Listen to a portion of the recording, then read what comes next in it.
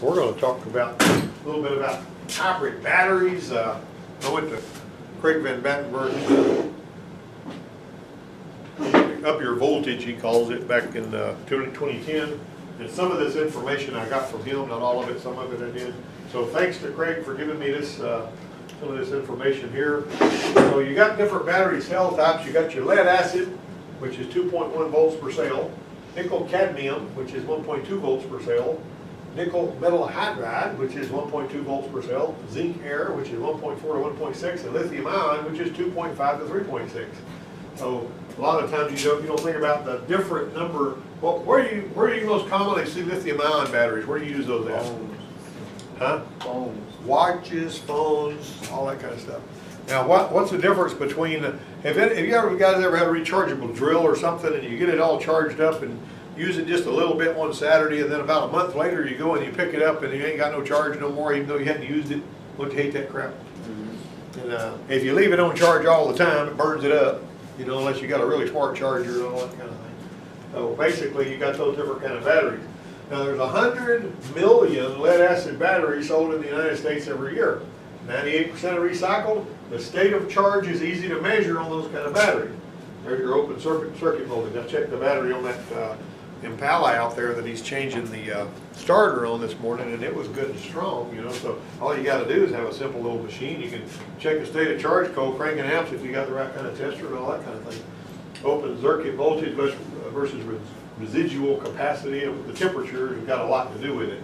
Now here's your different battery shapes. Basically the way they got it. That looks like a bunch of packs of Simtech up there, doesn't it?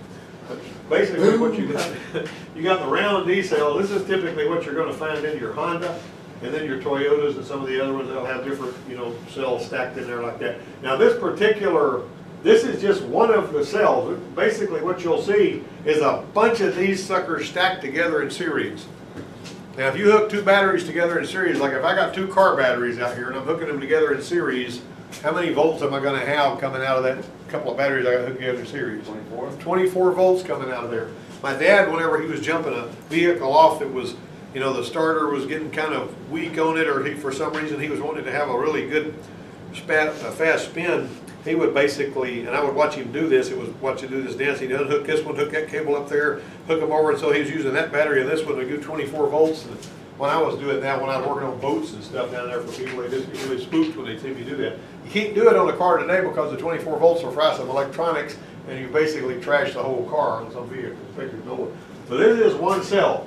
Each one of these is basically going to be stacked together in series with a bunch of other ones like it, and that's going to make your whole hybrid batteries. This is what they look like when they're stacked together. 2 modules equals 1 V block. So basically when you're, you know, 1 volt block, basically it goes back and forth. That's what it does. And you got a module, just one module right there. You got 2 modules. That's basically, and whenever you pull your plug that you're going to work on it with, you're basically breaking this entire series array so that there's no connection at all between the, you know, the series. If you break it anywhere where that you don't have a continuous all the way through, and that's what the pulling that plug does. And over here on this end, you got a little computer that's controlling and measuring the temperature of the batteries and all that. We'll look at that. This is kind of what it looks like. I've got a battery like this one out there that I keep talking about, getting it out of the box and breaking it open, let y'all look at it and put your hands on it. These terminals right here, you see the little bitty wires that are going on there? Every one of those wires is going, and each cell can be checked on your scan tool. Richard, they're the Unabombers outside looking at you. Yeah. Hey, are you a Unabomber? Yeah. All right, then. Let's see, we got oil in the filter here. Yeah. Yeah, we're doing a little hybrid battery talking. Where my other tickets go? Yeah, right here. All right. Thanks. No problem. That's all right. All right, so here we got this is out of a Prius.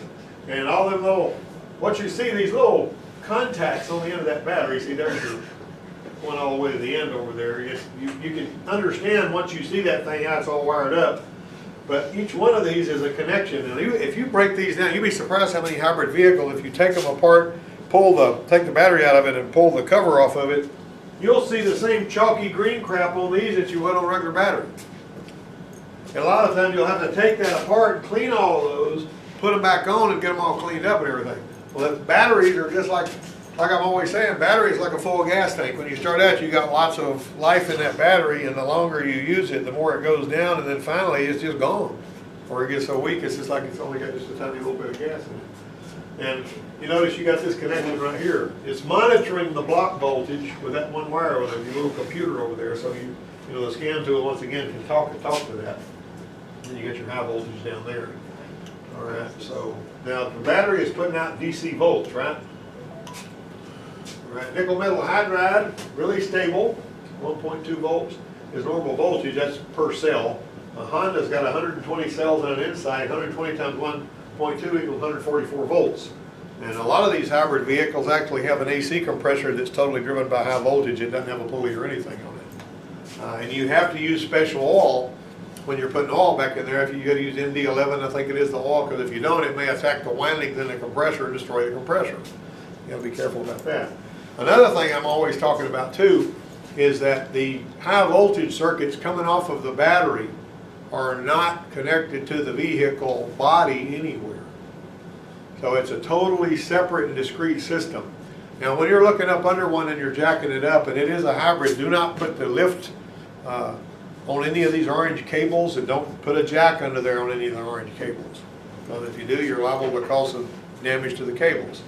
And you know, the cables are specially made, and they're, you know, pretty, anytime you see orange cable, that's high voltage and all that kind of stuff. But if you pull even if you're pulling the service plug on one, after you pull the service plug, you're supposed to wait a little while and let all the big capacitors that are in there drain away. We're going to have a subsequent talk about the electronics and how all of that stuff works. Today we're just talking about batteries. Normal voltage level in a 144 volt battery can be 120 to 200 volts. So you're liable to have that. Now, the way that you normally think about batteries is going to be slightly different. Have you ever have batteries that were weak, and you do something to heat them up and you put them in there and they work for as long as they're warm? You ever notice that? Like if you've got a dead battery, dead flashlight batteries, right? And you want enough light just to do a little something, if you can heat those batteries up by putting them, you know, close to something that's hot enough to where they're really good and toasty warm, like hot enough to where they're almost too hot to touch. And when you put them back in your flashlight, as long as they're hot, you'll have juice. Because it expands the metal? Now, it actually creates, you know, more energy flow in there somehow or another. I mean, I could probably go in there and try to figure all that out chemically and try to be Mr. Wizard. I thought you were supposed to put batteries like freezer or something, or refrigerator or something. That's dangerous. Yep, it really is, but the simple fact is Jerry Clower used to talk about how whenever their batteries were dead on their radio, they set them close to the fireplace and they grab a rag and put them in the radio and they play as long as it was hot. Did Jonathan tell you what he did with the battery? What's that? Me, him, and Dustin went fishing one night. The flashlight was so dim, so Jonathan takes, I think, a wrench, the battery, and puts it to the battery in the car. Yeah. It worked. Yeah. He charged it up. Well, Jonathan's going to try something all the time, you know. He probably, if he can find a hammer to make it work. Anyway. A shorted or high resistant cell can be a big risk because it can overheat, hydrogen release, explosive fire. Now when I went up there and I took a course when I went to KC Vision a couple of years ago, it was all about rebuilding hybrid batteries. It's a $10,000 machine you hook up, you're hooking it up to each cell and all that, and it brings them up, brings them down, looks at the graph and all that, and then whenever you're putting them on charge, and when you got them on charge, you got a forward-looking infrared camera like I got, and you look at them, see if any of them are hotter than the rest of them. I mean, there's a whole bunch of other stuff. There's a right way to rebuild these batteries in a wrong way, and you can't do it, you know, in a crummy old dusty place over here by just stacking the things together and bolting together. Furthermore, those square ones that are stacked together like wafers, if you try to charge one of those up by itself when it's not in this clamped together thing, it'll swell up and you'll never get it put back together again. So if you just try to lay one on the table, they got about 8 volts per on some of those because of the way they're built. But anyway, nickel metal hydride will discharge at a high rate if it's stored in a hot environment. You put it somewhere where it's hot, juice goes out of it, which is different from what I was just telling you. It's the opposite of the other battery. Battery lifespan is related to state of charge, number of cycles, temperature, range of charge. 40 to 80% is optimum charge. In other words, well, I say 40 to 80, I meant to put 40 to 60, but 20 to 80 is actually, you shouldn't go beyond 20 to 80, and I actually put that number wrong right there. The most desirable range of charge for, you don't charge your hybrid vehicle battery all the way up to 100%, you know what I mean? Because if you do that, you're going to mess it up. You don't let it run all the way down, you don't let it charge all the way up, You're supposed to, it's supposed to be monitored and kept between, and all these other considerations and all that. Electronics will help you with that. Now, Ford and Honda use D-cell type in orange tubes, and they look like a flashlight, bunch of flashlight batteries stacked together with heat shrink around them, basically what they look like. All the rest of them use prismatic, which would be square modules of 6 to 8 cells each. There's your Honda Insight. That's the battery in a Honda Insight with its engine controller. It's pretty, you probably have seen some of this if you're over at the Honda place. All right, now a series of temperature sensors are used in all these battery packs. PCM airflow hardware works to keep battery temperature under 120 degrees. If it gets over 146 degrees, you're going to start having cell damage. You don't want these things hot, you want them to stay cool. Now, you don't know if you ever noticed, I had Rachel building me one about the Ford Escape, the one from the earlier training guide that came out on it. If you ever go up next to a Ford Escape hybrid, you'll see an actual air intake back on the left side behind the back glass, or in the back glass area. And that's so that air can go in across an evaporator that uses some of the refrigerant from the AC compressor. And it basically can run that AC compressor whenever it needs to. And so it air conditions the battery and keeps it cool. I mean, really cool all the time. And but some of them, the other vehicles, have got little vents in the package tray area, and they've got fans built down in there that pull air from inside the car, because they know that you're actually not going to have it all that hot in the car. You know what I mean? You're not going to have it hotter than 120 degrees in the car. You're typically going to have it down around, what's your comfortable temperature? What do you like it? 70. 70, what about you? Between 60 and 70. 60? 8. 60. He wants it to be 60, but he's wearing a coat here in the bathroom. What about you? You like 80? Like hot. You like it hot. But even hot for you, see, now my aunt, in her den in there, she's got gas logs in there, and she'll have it 120 degrees in there. She likes it where it's hot enough to cook a steak where she's at. I don't get that in the wintertime, but in the summer she likes it cool. The long and short of it is, for the most part, people are going to have it cooler than 120 degrees, down around 80, maybe at the highest, maybe 90. But if you circulate that air in and around the battery with that fan and the shroud and all back there, you're going to keep the stuff cool. The electronics have to be kept cool too. The electronics in the front, that on the ones like when you open the hood and you'll see all this the hybrid electronics that's driving your motors into transaxles, it has its own cooling system.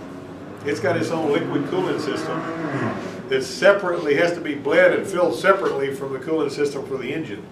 It's a totally different system. Although I think those Hondas, just about all of them are totally air cooled. You know what I mean? But just remember that some of your electronics will probably be cool that way. PCM airflow hardware works to keep battery temperature under 120. As the voltage drops, it's hard to calculate the state of charge. It gets tougher as it goes down. So hybrids keep a state of charge at about 60% for battery life and regen compatibility or capability. Now whenever you're hitting the brake, you're actually, I told you this before, you're actually changing one of the generators, or one or both of them on some vehicles, into using the momentum of the car to drive these motors like generators, and it puts juice back in the battery. And if you're watching it on a scan tool, when you hit it, or on your dash display, you'll see it when you hit the brake. If you're going down a long mountain and having to ride the brake all the way down, you may see that charge go up pretty strong. Minimum charge is 25% state of charge, maximum is 80% state of charge. When Toyota first came out with these things, if you ever, people a lot of times are thinking, well, if it's a hybrid car, I'll just run out of gas and drive on my battery for a while. If you run out of gas on a hybrid car and drive on your battery, on most of them, you're going to get about a mile and it's going to be dead. And on those Toyotas, you actually had to get a special charger shipped over here to the dealership from Japan on loan to charge up the hybrid battery to level to where it would even start the engine. See what I'm saying? Now on the Fords, it was cool as all get out how when the Ford Escape came out, there was a little button here where you could push this little button, and it would basically use the electronics in your 12-volt battery to generate juice to go through the electronics and start bringing the other one back up. And then whenever the 12-volt went dead, you charge it back up with a battery charger, push that button again, and you could actually step the thing back up right there in your garage, if you had a trickle charger. So you're not in weren't in as big a trouble as you would be on Toyota. Now things have changed, since they first came out.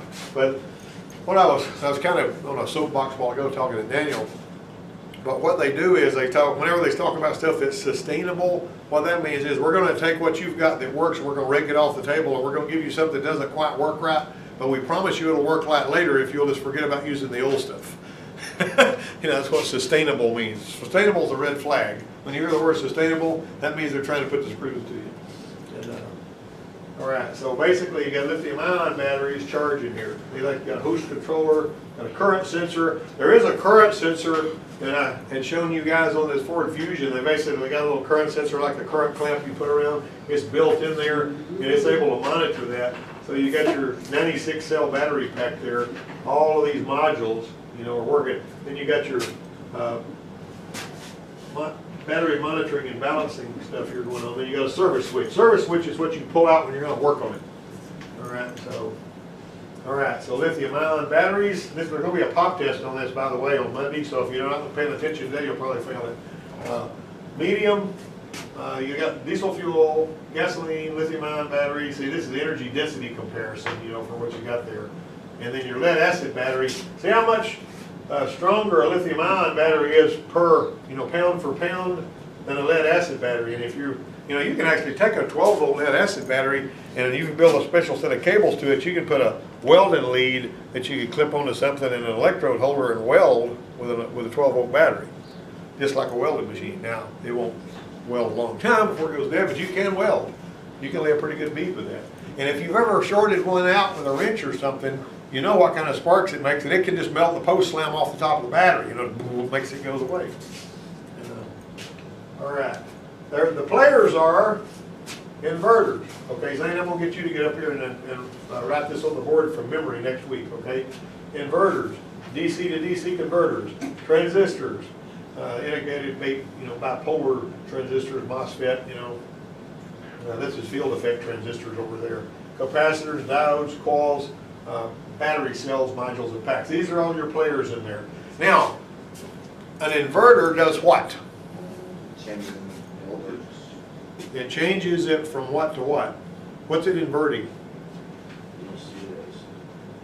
DC to AC. That's right. Basically, you're taking your DC and you're going to change it to AC going through this big electronic thing, and it's going to send 3 different phases of AC current to that motor and drives it. And you've got, now what do you remember what we talked about before? You got something in that motor that's a feedback so that it can help this work right. You got a resolver, right? I mean, there's actually a resolver in there that's like a sensor. It's telling so that it works together with electronics. So, because what it's having to do is it's having to switch the polarity on these 3 terminals, you know, with all these windings. The stator's around the outside, and the part that's driven is on the inside. Think about an alternator. If you were able to basically just, you know, without brushes, if you were able to deliver bursts of current back and forth in there, you would drive the magnetic middle part of it. So the middle part's like a permanent magnet. That's the part that's moving. It's a brushless thing is what it is. All right, so, hey, you got your lunch. Good. All right. Okay, 2 orange cables. Go to the B plus and B. They're missing in the photo right here. They would ordinarily come in right here.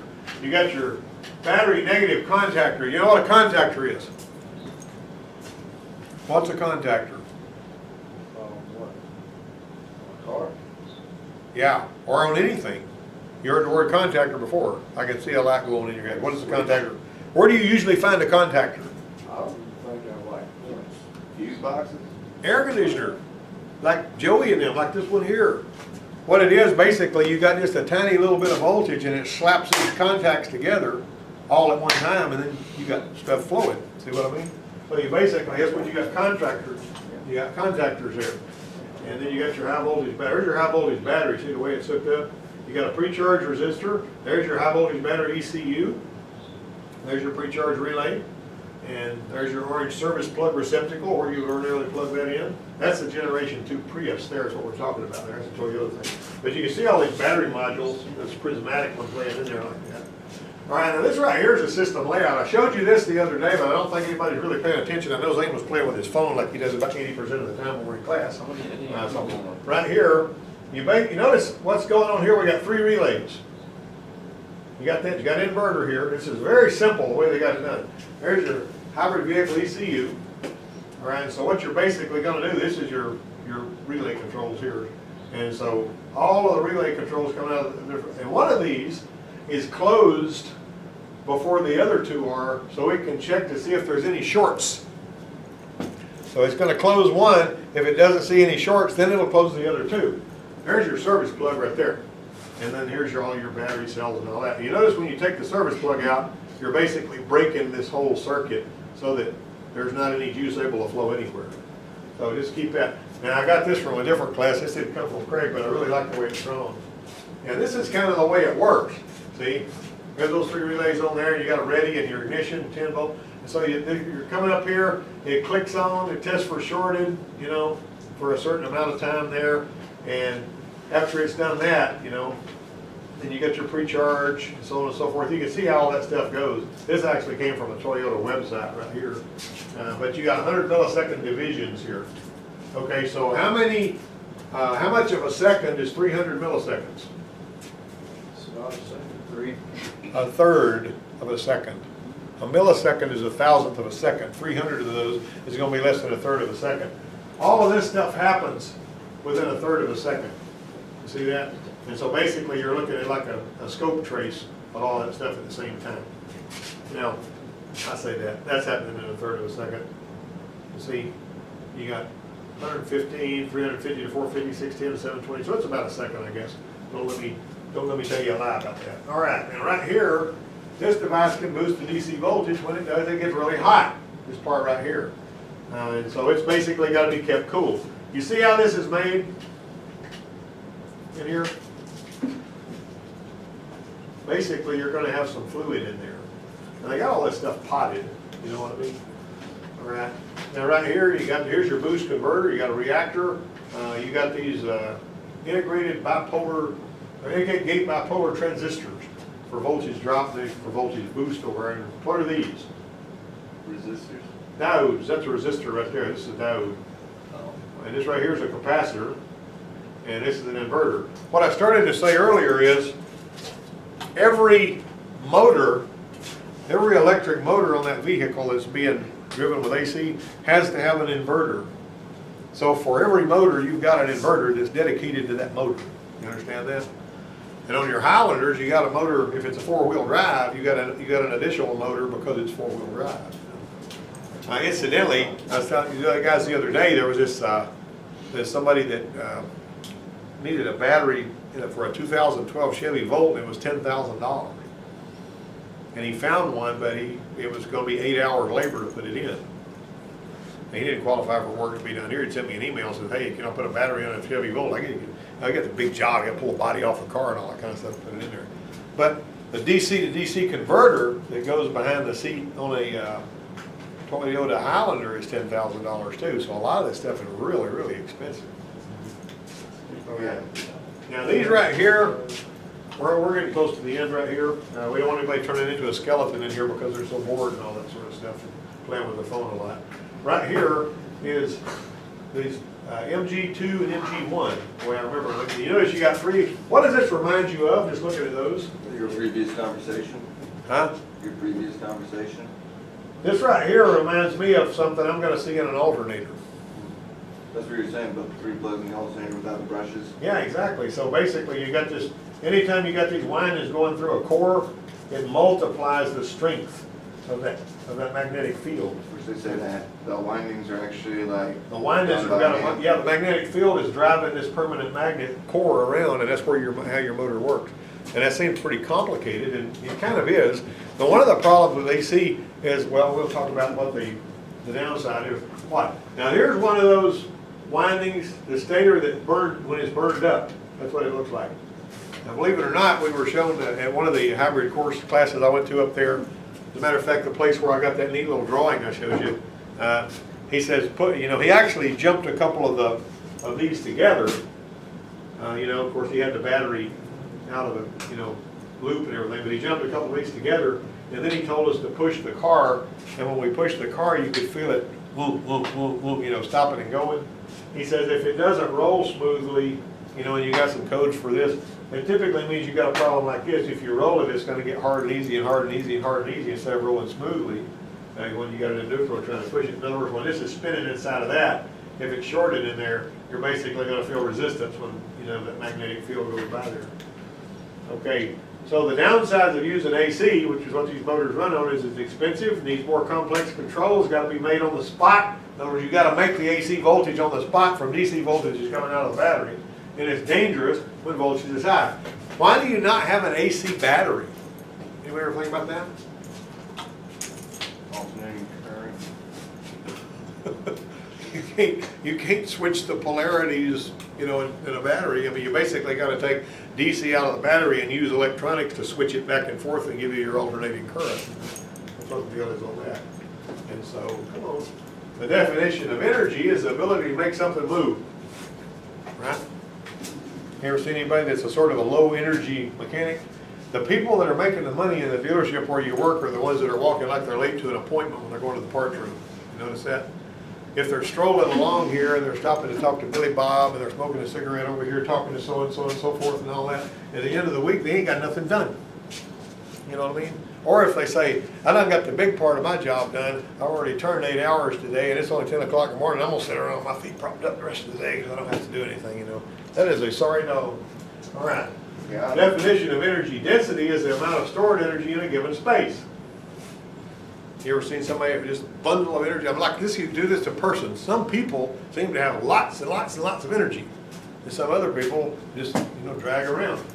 And then energy cannot be created or destroyed, but can be converted to another form. That is the first law of thermodynamics. The second law of thermodynamics is basically means like when you start something moving or you heat something up, it's going to stop moving, it's going to cool down. If you take it to its farthest scientific extreme, if you put a brick out there in the middle of an open field and you leave it sitting there long enough, it's going to turn to mush. So it's constantly moving. Yeah. Do molecules. Yeah, you're constantly going from order to disorder. Like our tools out here, you know what I'm saying? The tools start out in the toolbox in order, and it doesn't take but about 2.5 days of a busy shop, and all of a sudden we've got a mountain of tools that have been transferred to the shop and are thrown here, there, yonder, and around and all that. What's so funny about that is when I say something about it, everybody says, well, always put mine back. Well, if that was the truth every time somebody said it, we wouldn't have our problem. Okay, definition of power is the rate of speed at which energy is released. Power is measured in horsepower or kilowatts, and typically when you're talking about electric motors, you use kilowatts. Energy is measured in kilowatt hours. That's how you power bill. Yeah. So how much? What is a kilowatt? 1,000 watts. How would you define a kilowatt, though? I mean, how would you, for somebody can understand it? 1,000 watts. 100-watt bulb burning 10 hours. That's 1 kilowatt. So how much does a kilowatt cost you on your power bill? Anybody here pay a power bill? Yeah, I never actually did the math on it. About 7 cents, maybe a dime, depending on who you get it from. I mean, when I was, years ago, when I was paying electric bill at that house in Level Plains that I had built, it was 7 cents a kilowatt.